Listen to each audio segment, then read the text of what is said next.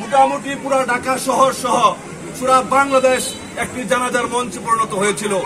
শহীদ রাষ্ট্রপতি জিয়াউর রহমানকে এদেশের মানুষ সন্তানের মতো, পিতার মতো ভালোবাসত। আর শহীদ রাষ্ট্রপতি জিয়াউর রহমান এমন এক ক্ষণজন্মা পুরুষ ছিলেন, আল্লাহ সুবহানাহু ওয়া তাআলা তার ভিতরে এমন রহমত দিয়ে পাঠিয়েছিলেন, উনি যখন যেখানে গিয়েছেন সেখানেই সফল হয়েছেন।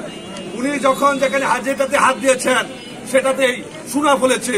শহীদ রাষ্ট্রপতি জিয়াউর রহমান তার জীবদ্দশায় সকল কর্মে উনি অত্যন্ত সফল মানুষ ছিলেন।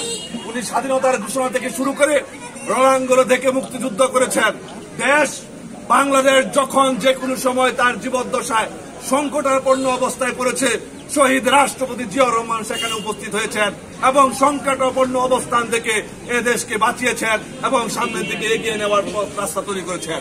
শহীদ রাষ্ট্রপতি জিয়াউর রহমান রাষ্ট্র ক্ষমতায় আসার পরে সারা বাংলাদেশের যে আমূল সংস্কার হয়েছে